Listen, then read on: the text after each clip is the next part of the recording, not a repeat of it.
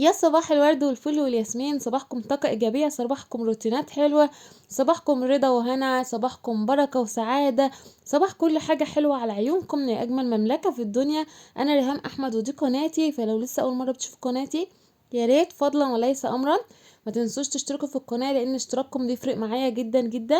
هتشتركوا في القناة من علامة الاشتراك اللي بتظهر لكم تحت الفيديو باللون الأحمر، اضغطوا عليها يطلع لكم 3 خيارات واختاروا أول واحد فضلا وليس أمرا، علشان كل ما انزل فيديو جديد، لايف جديد على القناة، بوست جديد على القناة، يوصلك اشعار بيا قلب اختك، تدخلي تنوريني كده وتشرفيني باللايك الجميل بتاعك، وكمان تعليقك اللي بستناه كل فيديو. دعوة من القلب بقى ولكم بالمثل. يلا قبل ما ندخل في الروتين بتاعنا، ما ننساش نذكر الله ونصلي على النبي عليه افضل الصلاة والسلام. اللهم صل وسلم وبارك على سيدنا محمد صلاة تنحل بها العقد، تنفك بها الكرب، ويأتي بها الفرج. قبل ما نبدأ روتيننا كده، برحب بكل الناس اللي بتدخل لي يوميا في القناة جديدة. تشريفكم ليا واشتراككم في قناتي على راسي من فوق. ربنا يديمكم نعمة في حياتي كده، ونفضل في ازدياد طول الوقت. انتوا عيلتي الصغننة اللي انا بعملها كده بكل حب، بكل رضا، وكل يوم بنزيد عن اليوم اللي قبله. فربنا يديمكم نعمة في حياتي يا رب، ونفضل كده في ازدياد، ونوصل كده مع بعض. اول حاجة بس اول خطوة كده عاوزين نوصلها 10,000 متابع. احنا لسه 6,000 وحاجة، فعاوزين نكمل ال10,000، اللهم امين. وبعد كده بقى نتكلم في ال20,000، ونتكلم في 30,000، لحد لما نوصل مليون، ونبقى عيلة كده جميلة كلها رضا وتسامح وبركة. اهم حاجة عندي انك تتفرجي على اطول وقت في الفيديو، او اكبر وقت ممكن. يعني ممكن يعني شغلي الفيديو حتى لو زهقتي مني، سيب الفيديو شغال يا ستي، مش محتاجة انك تتفرجي على الفيديو. سيب الفيديو شغال كده اطول وقت ممكن. ربنا يجازيكي كل خير. واهم حاجة كمان اللايك يا بنات، اللايك بيفرق معايا جدا جدا جدا. تتفرجوا على الفيديو، في ناس بتكتب لي تعليقات وما ببصش تلاقيها حاطه لايكات، ليه انت كاتبه بقى داخله الفيديو تعملي ايه والفيديو عاجبك؟ ففين اللايك بتاعك يا ست الكل؟ اللايك لا بيعض ولا بيعور ولا بيعمل اي حاجه، فاللايك بتاعك ده بيفرق معايا، ان هو بيرفع لي الفيديو شويه، مش اكتر ولا اقل. والله لا باخد عليه فلوس وحياة ربنا ولا اي حاجه. هو كل الاستفاده من اللايك الجميل بتاعك انك بتجبري بخاطري، وبتستفادي كمان دعوة حلوة. يعني انا ربنا لوحده الاعلم ان انا بدعي لكم قد ايه. حطيتوا لايكات ما حطوش لايكات، اي حد عندي في القناة روح ربنا يكبر بخاطرك زي ما انت بتكبر بخاطري بالظبط. وربنا يحقق لكم كل اللي بتتمنوه كده من الدنيا تلاقوه. فيلا بقى، حط اللايك الجميل بتاعك وادخلي برجلك اليمين. رغيت كتير انا عارفه لكن قلت بقى اضيع شويه بتوع تطبيق الهدوم ده اللي احنا بنبقى زهقانين منه. انا عن نفسي ببقى زهقانه جدا من تطبيق الهدوم، فعشان انتوا كمان ما تزهقوش ولا تملوا، فحبيت ان انا احكي بس في اول الفيديو كده عن شويه حاجات. يعني ان هو تحطوا اللايك الجميل بتاعكم اهم حاجه، لان بيفرق معايا. فهنا بقى خلاص كنت خلصت تطبيق الهدوم ورجعت كل حاجة مكانها. طبعا احنا دخلنا بقى في الجو اللي تحسوا ان هو رطوبة، بيبقى مسقع بالليل، فلازم البطانية دي هتشوفوها معايا في كل فيديو لحد لما ادخل الشاشة في اوضة. لان انا في الشتاء ما بعتمدش ان احنا نقعد في الصالة، لا. شوية كده كمان اول ما الجو يسقع شوية وتبدأ بقى الدنيا تشتي وكده، فبدخل الشاشة في الأوضة. فالبطانية دي هتبقى صديقتنا الصدوقة يعني في الفيديوهات اللي جاية، على بال ما ربنا يمن علينا بنعمته كده ويرضى علينا والمطر ينزل. لان مش عارفة هو في بالظبط، احنا في الشتاء ومش شايفين ولا نقطة مية حتى، فانا مش فاهمة السبب. شلت الفرشة بقى اللي هي البياضات دي، انا بحب اغيرها من كل وقت للتاني، ما بطولش خالص ان انا فرشاها، لان انا عندي 3 فروشات، 3 يعني 3 طقم بعملهم قدام بعض كده. يعني ما بسيبهاش تقرح بمعنى اصح. وهنا كمان كان الولاد عشان بيقفوا بالشباك ده على طول، فكانت الستاره محتاجه ان هي تتغسل. ما حبيتش بقى ان انا اشيل بقيه الستاير بتاعه الصاله، واشيل بقى الفرشه اللي هي بتاعه الكوشنز دي او الخداديات، لان ربنا وحده الاعلم انا كنت بعمل الروتين ده ازاي. هتقولوا لي بقى هو مفيش وراكي غير التعب وان انت على طول تعبانه ربنا يعافيني ويعافيكم ويشفي كل مريض، اللهم امين. عاوزه بس اوضح لكم حاجه. فانا والله العظيم ما انا عارفه اخد الخطوه صح. يعني انا مش عارفه اروح لدكتور مين. انا عاوزه اقول لكم حاجه، ان انا كل ما انزل فيديو يا بنات مش عارفه، انا مستغربه نفسي جدا. الفيديو ينزل النهارده مسافه ما يتشاف يعني، تاني يوم اكون راقده في السرير نايمه تعبانه. فانا مش عارفه ايه السبب، فمش عارفه حتى كل شويه عرض غير التاني، كل شويه تعب غير التاني. يعني كان الاول بدأ عندي باللي هو التهابات الاعصاب والحاجات اللي زي دي، ما كنتش بقدر اقف على رجلي. طبعا اللي متابعني عارف ده كله. ورجعت في حاجات غريبة بتحصل في جسمي كده، تعب غريب يعني. فانا ما ببقاش عارفة اقول انا فيا ايه حتى. انتوا عارفين انا لو عارفة مثلا دماغي بتوجعني مثلا، بطني بتوجعني، لكن لا، التعب غريب في جسمي، فمش عارفة اوضح هو المكان بيبقى فين بالظبط. اليومين دول بقى الجديد اللي جد ان انا تعبانه بالقلب. يعني ايه اللي عرفك ان تعبانه بالقلب؟ زي ما قلت لكم برضو، اللي متابعني هيبقى عارف ان انا كنت عامله رسم قلب قبل كده، وكان من ضربات القلب سريعه وكده. فمش عارفه، حاسه ان انا تعبانه قوي، وحاسه ان في وجع في صدري من المنطقه اللي هي ايه، في النص كده، في صدري في النص بالظبط، واخد الجنب الشمال كله بكتفي، ووجع رهيب انا مش مستحملاه. فانا مش عارفه بصراحه ربنا ان انا اكشف عن دكتور قلب ولا دكتور صدر، بس متهيألي ان مفيش، مش تبع دكتور الصدر خالص. لان انا لا بكح ولا حاجه وجعاني، هو كل اللي بيحصل ان انا الوجع رهيب جدا جدا جدا.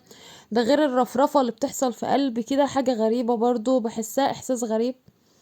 فانا مش عارفه، فانتوا لو وصلت لحد هنا وحابين انكم تفيدوني ان انا اروح تخصص ايه او دكتور ايه، فبجد يعني هكون شاكراكم جدا. عملت ايه دلوقتي؟ غيرت الستارة. وهنا عندي الحيطة دي، بصوا عارفين البقع البيضة دي؟ شايفين انا بمسح ايه؟ قلت امسح برضو الحيطة دي، لان عندي بتبقع كده، تحسوا ان هي بتجير. فانا مش عارفة ده عيب في الجدار ذات نفسه، دي رطوبة ولا ايه؟ فبعمل ايه؟ بقوم جايبة فوطة كده، واقوم ايه بلها زيت. يعني انا بحط على الفوطة زيت، مش بحط مية. واقوم مسحاها، بترجع تلمع تاني، بس بعد فترة بلاقيها عملت تاني. فده اكيد يعني نشع في الحيطة، رطوبة من الجو اللي احنا فيه، فمش عارفه. هنا بقى كنت بعد ما غيرت البياضات وجبت البياضات دي حطيتها. طبعا دي مش بياضات بياضات يعني، ده القماش اللي بيفيض من جوزي في التنجيد وكده، فبجيبه بستخدمه حاجات زي دي.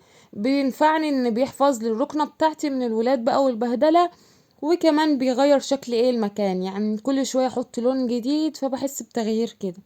لو وصلت لحد هنا يا قلب اختك، فاكيد الفيديو عجبك ولو 1%. فما تبخليش عليا باحلى لايك من احلى اخت في الدنيا. ربنا يديمك نعمة في حياتي يا احلى اخت وصاحبة وكل حاجة كده. وربنا يجازيكم كل خير.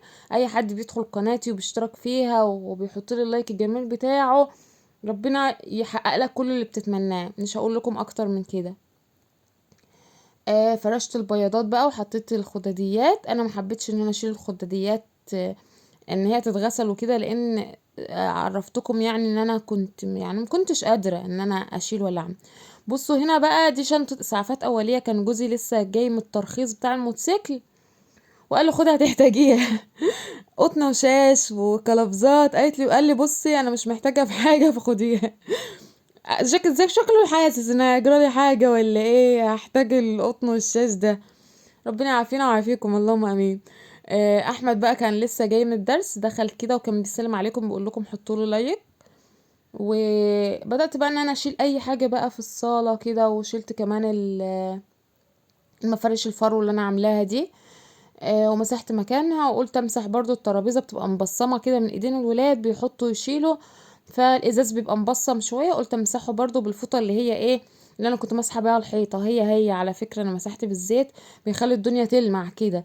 وما بي ما تخافوش يعني، هو انا مش حاطه كميه كبيره ان هي بعد كده الاقي كميه تراب عليها، او اللي هو التراب اللي بيبقى مترسب من الزيوت وكده. لا، الفوطه حاجه بسيطه جدا، زيت حاجه بسيطه يعني لا تذكر، بحيث ان هي بس ايه تعمل لي المكان.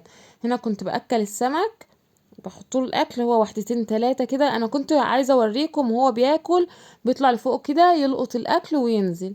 فهو اول ما بحط له بيطلع ياكل وخلاص، فحطيت له تاني عشان تشوفوهم، فهو كسفني وما رضيش يطلع ياكل تاني.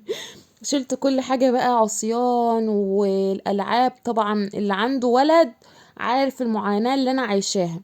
من عصيان، من حبال، من